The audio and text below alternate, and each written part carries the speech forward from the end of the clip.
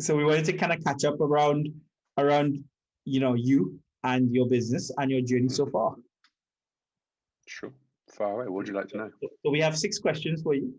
So question 1, who are you, Nick? And tell us a little bit about your business. Sure.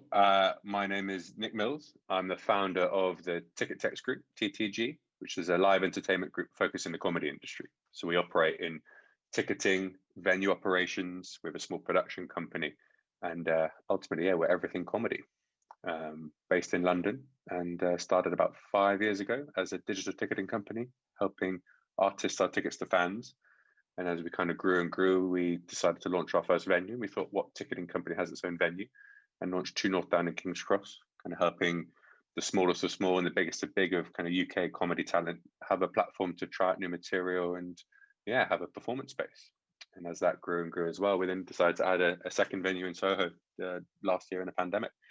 And all the while, we have created a production company to help facilitate kind of that creation and capture of high quality content. We found comedians weren't the best at capturing their content in high quality, so we thought, look, we'll help. That's me. It's been great though. You guys have some pretty big names that come to the venue, and I've been lucky enough to see this journey for a long time now. We've known each other. It's been a journey, that's for sure. It's an emotional roller coaster. We work with everyone from Mickey Flanagan, Frank Skinner, Alan Carr, Josh Whittaker, you name it, down to the newest of new. And we even launched a little competition an annual competition to try and find that next generation of talent. So we have a new act competition where we get 500 applicants coming through, and we kind of sift it down to the final, and it's always quite fun. Yeah. You guys have some pretty interesting. I mean, the shows have been great. And then you launched the podcasting studio, unfortunately. Of course. We thought we had this basement that we couldn't turn into the third venue quite yet, and there's a bit of a pandemic on, and we thought, what can we keep going? What kind of content creation is? And as we thought, podcasts are rife. So we built in one of the vaults under the road. We built naturally soundproofed. So we built a podcast studio, and we got a partnership with Bang & Olufsen. They sponsored it, so we've got some very good headphones in there, some fancy sound bars, and we've had Ramesh Ranganathan recorded his Hip Hop Saved My Life there, and hopefully when the world reopens a bit, we'll be getting some other major talent down to use it. Yeah, like this one. We want to record like this. Yeah. Do this in person. So we want to record some of these that there as well. So excellent. We have the bar upstairs, so we might as well do it there. Completely. I mean, everybody that we work with, every time I tell them that I'm done at 21 Soho, they always say, "Can we come have a meeting there?" So can't wait for the world to open again. As do we, because every sale counts now. Yeah, exactly. So, talking about the pandemic and stuff like that, it kind of leads into the next question with regards to what has been the hardest part of your journey so far. And it's unfair if you answer COVID. COVID. We, everyone's had their struggles and have their issues. Live entertainment, hospitality, and leisure has been hit the hardest of most. We had the best quarter we'd ever had. We'd shown significant 20-30% growth year on year consistently, and we just added a venue as well to the portfolio. We just built a new ticketing system we were about to launch. The production company was flying, had monthly shoots going in. We really had great momentum, and not just to kind of watch that peter down. It stopped overnight. It went off a cliff edge, and it was very much, what are we going to do? It was the most nervous I've ever been, and it was the first time in history the ticketing company had no revenue because there was nothing to sell for. Even from when I started it 5 years ago, we still were in, first day you make 50 quid and then 100, and you watch it grow. And this was the first time that we actually had nothing. And it was a shift, and then the government support was announced, and it was an incredibly frustrating time.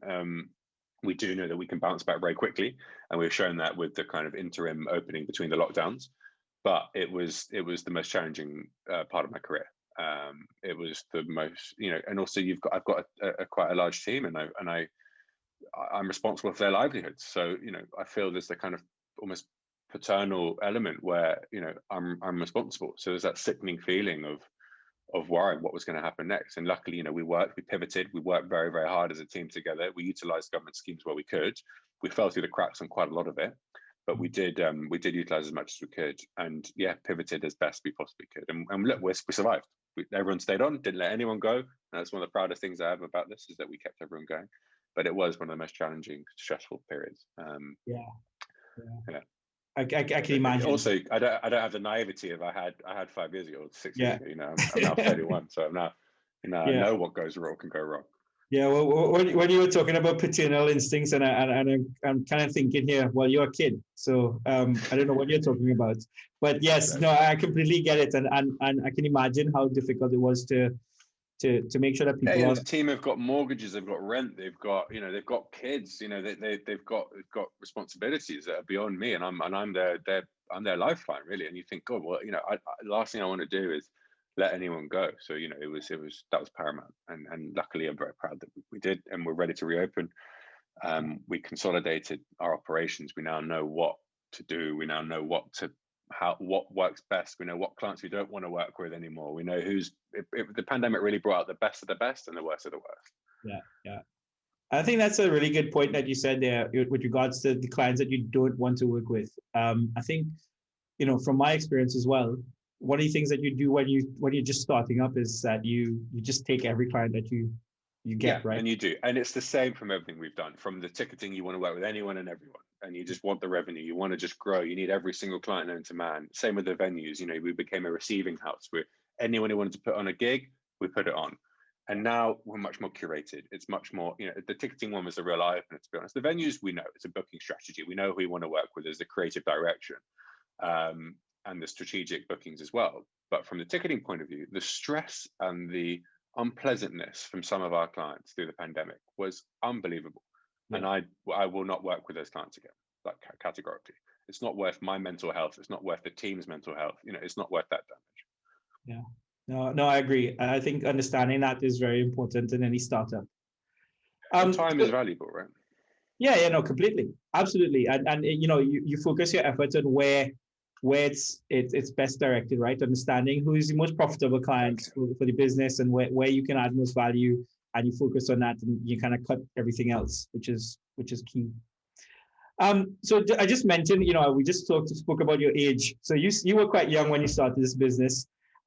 So do you have any mentors, and if so, how did you kind of find them? Yeah, so I started after university.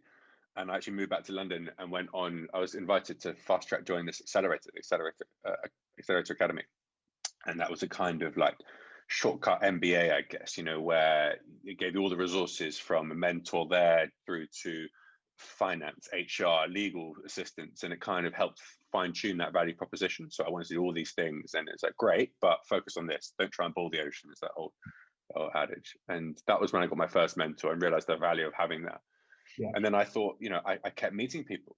My uncle was actually a huge kind of beacon of advice, and he was there from the beginning, and he's quite big in the finance world in private equity, and he was just paramount. And it was one of the biggest things he said was, go ask for advice from other people. It's like, go and ask. Say, I'd love to go grab a coffee and get some advice, and that opened so many doors. And then at the end of that meeting, which would be hugely valuable anyway, saying, was there anyone you think would be good for me to meet?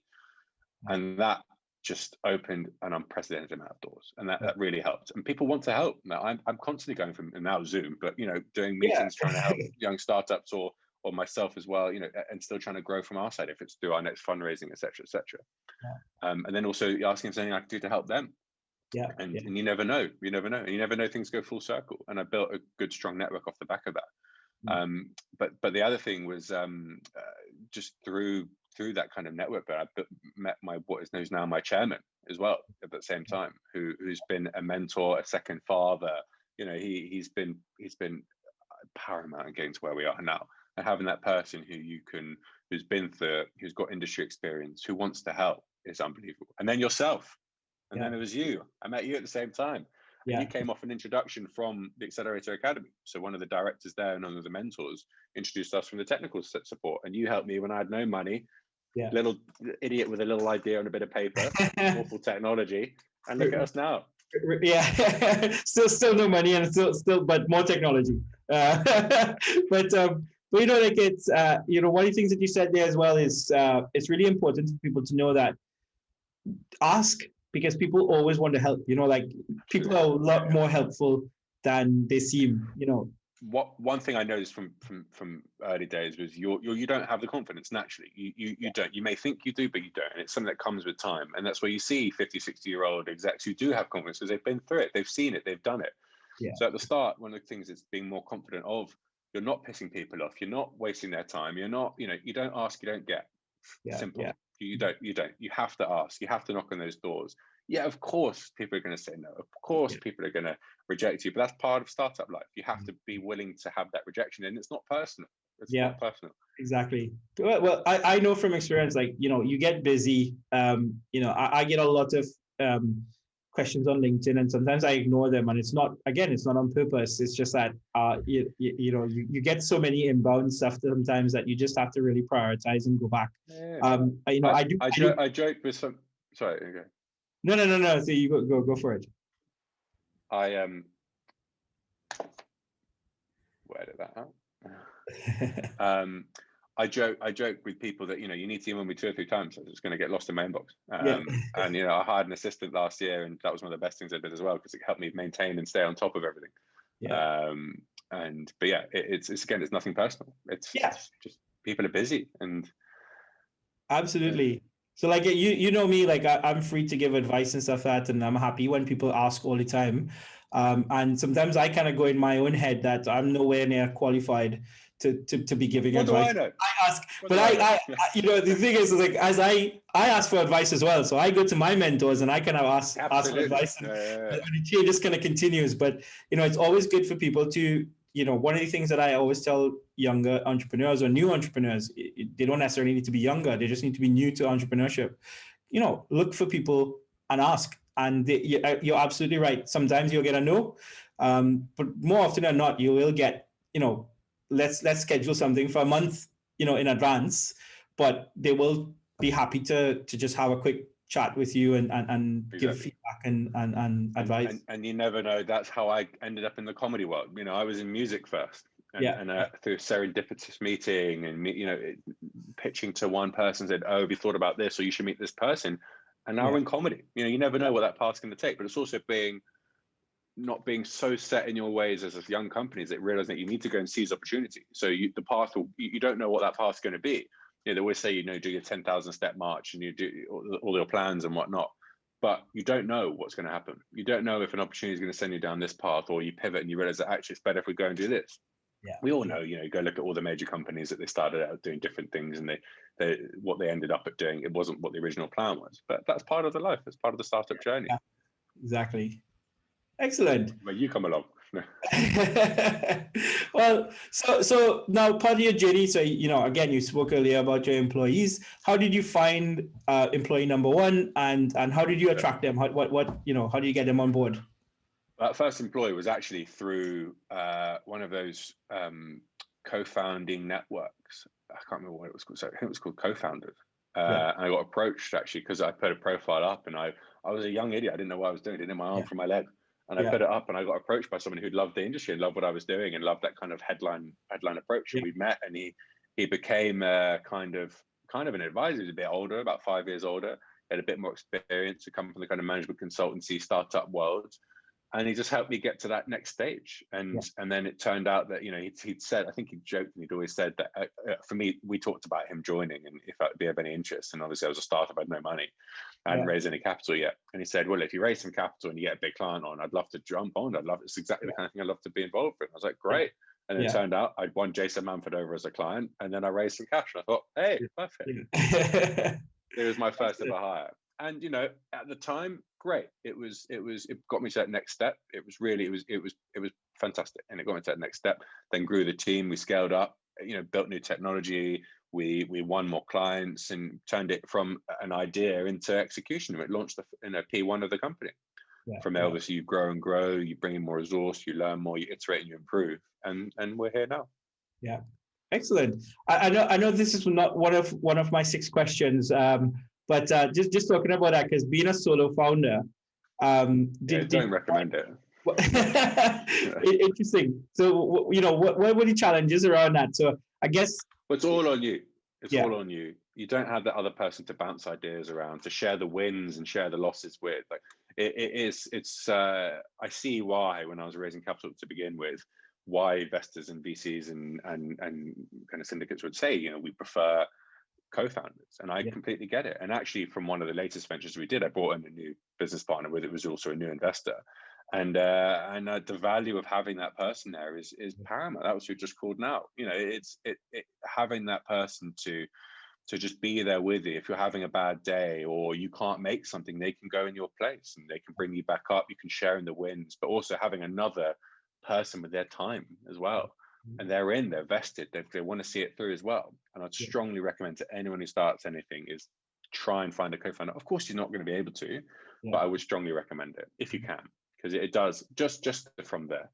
Just on the social side as well, you know, you have this person to go for the drink with after work, or you know, we did this construction fit out last year, and after, you know, a heavy day on a building site, you know, managing our team there, we then go for a pint and you just go, oh, you can decompress. So, and if I was on my own, I'd jump on my motorbike and go home. You'd be like, well, it's interesting because a lot of the founders that we work with at Express is primarily solo founders. I don't think. Just trying to think. I don't think we have any tradition. Well, because also, and that's more reason why people like yourselves are paramount. That's kind of why we're in such where we are now, is because I needed that technical help. So traditionally, you want that technical co-founder. If you're creating a startup play, that's your best yin and yang. Yin and yang. You want the technical side to complement the sales and product and other side. So I completely agree, because I started as a solo founder as well.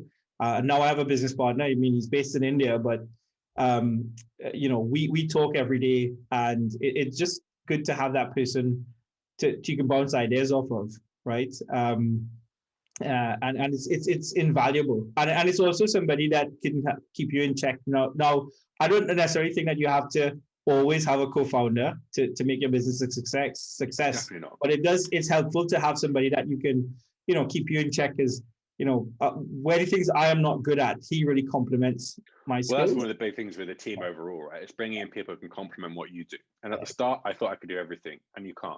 Yeah. And that was one of the big things I realized as getting a bit older, was I can't do it all. My skill set doesn't lie in X, Y, and Z. So instead of burying my head in the sand, I bring in people to go and help complement what I can't do. Yeah. And that's the sign of a good team. And that allows you to grow, it allows you to get to that next stage as well. Yeah, exactly. Brilliant. Now, so obviously, to grow, a lot of businesses take on investment. How did you find your first investor? My first investment, I was introduced through this kind of series of meeting new people. I was introduced to a corporate finance advisor who actually helped raise that first SEIS round, introducing me to a set of investors who were looking to kind of tax advantageously utilize some spend, and we used SIS, and we raised our first round through that. And it was a peppercorn amount. We didn't raise a huge amount of money. And then we grew and grew, and then we did our next round, which again was through a network. It was through a network I got introduced to, and it was our investors who'd created a fund of the offshoot of their property company, and we raised our next round through there. But it was through networking. It was through meeting people. I don't like that word, networking, but it was through meeting new people. It was through telling people what I was doing. This was the plan. Built the first deck. You do your forecast, and it's all finger in the air. But as you grow, you've got a bit more data to work on. There's a more accurate forecast, and then you can plan accordingly. But it was through just knocking on doors, meeting people, putting myself in the right groups, and going to meetups, and just getting out there. And also having a good proposition. It was a good, strong proposition. It worked. We've been able to raise a bit of capital off the back of it. We're not capital intensive enough to raise the VC kind of multiple millions, but we've raised a significant amount. We're about to go back out now and do a growth round, because we're at a different phase now. It's not just startup capital, it's growth capital now. But it's all from building and maintaining relationships.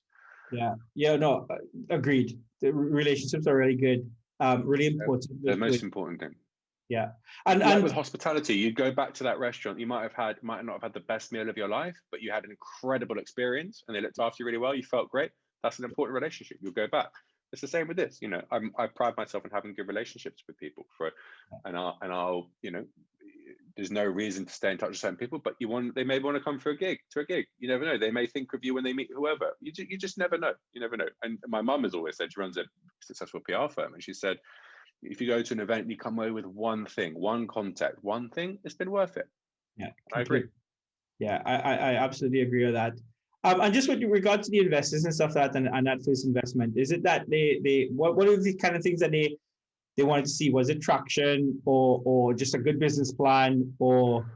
Yeah, I mean, we all know that it's down to the individual as well. So like they're investing in you because your idea is a good idea. They may like the industry, they may like the sector, they may think it's a good idea, but they're also investing in you and investing in believing in you that you're going to pull this off, and they're investing in the management team. So that was the big thing. It was then the tax advantageous element helps because it takes a bit of the risk away for them, but it does come down to you and the proposition you're putting in front of them. So they must like the industry.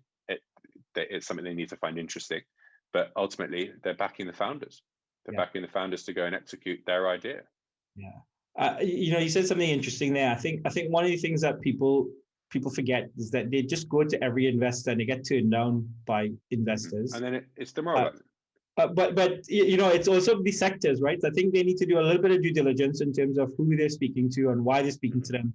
Because if you look at and see what other investments they've made, exactly in this sector, are they actually operating? Are they pan industry? Do they have a focus? That could be a positive and a negative.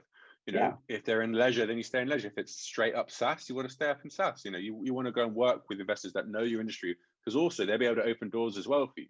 They'll be able to go and introduce you to other potential customers, other potential investors for follow-on rounds. You want to try and stick in that silo if you can. Yeah. No, absolutely. And again, it's something for younger entrepreneurs, or again, I keep saying younger, but new entrepreneurs, that it's a marriage, right? So, both parties have to be bringing something to the table. Yes, investors give you money, but they also need to be. But you don't just want dumb money. You ideally want to get strategic investment, right? You can go raise dumb money, sure. Yeah, but you want to get strategic investment that can provide value beyond the money. Yeah. If that's resource, if that's advice, if it's whatever it may be. Yeah, completely. So Nick, we've come to question 7 because I asked you an extra question. But so what's the one thing you wish somebody had told you when you started your business? Don't do it. No. That's what I wish somebody had told me as well. No. I think it's prepare for the emotional roller coaster. It is not as easy. It's just significantly harder than you could ever imagine, and it doesn't get easier. The challenges become different. You think when you hit this target, it's going to become, but then you get a whole new world of problems. It's not for the faint-hearted. You can create a very nice lifestyle business, sure, but if you want to create something that's going to scale and it's going to be large, and what I'd imagine the founders that we all know want to create something that's truly special, and it's not easy. But that's also to say pulling 100 hours straight isn't necessarily the right thing to do. Working hard isn't the best thing. Working smart is something I've learned a lot in the last few years, particularly the last year. Is working smart. I could have 4 hours of immense work and concentration and then achieve more than a whole week. It just depends. Work much smarter, and also have a good team. Surround yourself with people who are much more intelligent than you are. That's what I do. Yeah. No, completely. I think that's a really good. I think all of those points. There's a. I started my business because I think there was an opportunity for us to help people, and I quit my job, didn't really have a plan. I just started doing this, right? You figure it out, right? You do figure it out. Absolutely. But, I think that bit about the emotional roller coaster is one thing that you didn't, now when you have teams and you have people depending on you. Yeah, it's really, but it's fun, right? Like I would not, I have this conversation with people all the time about, come work for us and, get a job with another company. And I'm kind of going, well, I actually don't want to do that. I believe in what we're doing, and I believe that we can help people. And if I go work for a job, work for another company, I'm not going to be able to do that. Exactly. And then you're a tiny cog in a huge entity. And what's the value in there? Much like you, we do something, I see the change immediately. You know, we can pivot, we can adapt, we can work quickly. We're a startup still. You know, we still have that mentality. We can hack it, we can make it happen. Yeah. And now we just work with some bigger names. The revenues have obviously increased a lot, but it's that same mindset, and you see that change immediately, and I love it. Yeah. Well, thanks very much, Nick. That was Pleasure. really, Anytime. yeah. We can't wait to come down to Soho and King's Cross and see some of the great shows that you guys put on. We can't wait to get talent back on the stage. Yeah, waiting for you guys to jump back on. It's just so refreshing with the comedy and just the network. Right? Yeah, no, absolutely. So, well, thanks very much for that, Nick. Pleasure. Anytime. I look forward to catching up in person. Yeah, awesome. Thank you.